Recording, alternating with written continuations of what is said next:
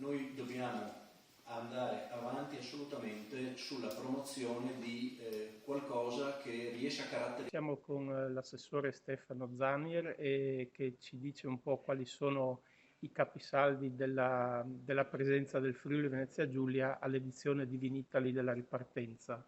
Sì, ecco, ha usato esattamente il termine corretto della ripartenza perché dopo 2 anni di assenza forzata si ritorna in presenza in una manifestazione importantissima per il comparto vitivinicolo come quella di Vinitaly.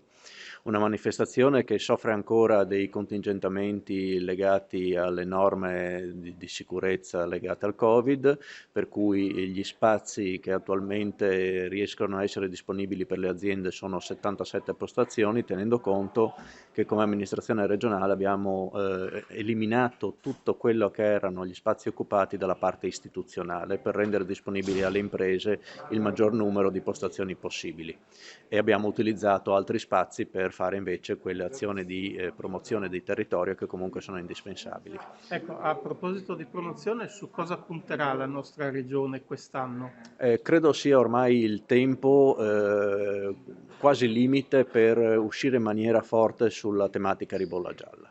Quindi tutti i workshop e perlomeno la maggioranza degli incontri legati alla parte istituzionale saranno sul tema ribolla gialla con degustazioni e con presentazioni del prodotto.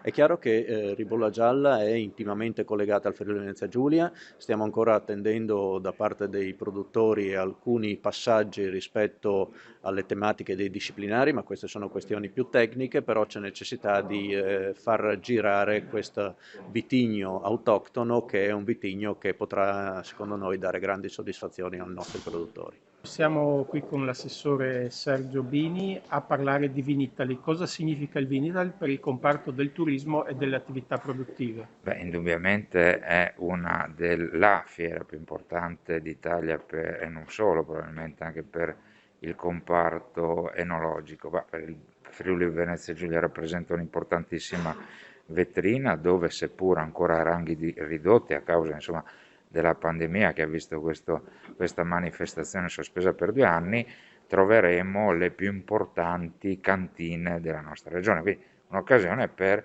promuoverci ulteriormente. Ecco, mancheranno qualche importatore di mercati importanti, no? Come la Russia, forse anche la Cina, dicono per via della pandemia. Dove dobbiamo puntare sui nuovi mercati? Ma sa, indubbiamente quei mercati ancora ci sono preclusi, speriamo per non tanto tempo sinceramente.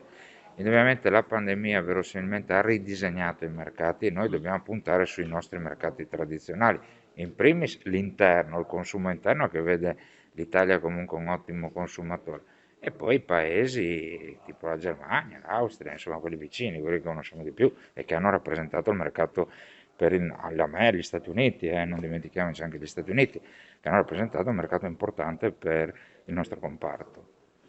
Ecco, si punterà sulla ribolla gialla, no? Sì. Ha detto l'assessore Zannier. Lei crede sia veramente il vitigno che identifica il territorio? Ma guardi, è un vitigno importante, è un vitigno che non vuol competere con il Prosecco per numeri, ma vuol competere con vitigni importanti per quanto riguarda la qualità, quindi può essere uno dei vitigni importanti da promuovere per la nostra regione.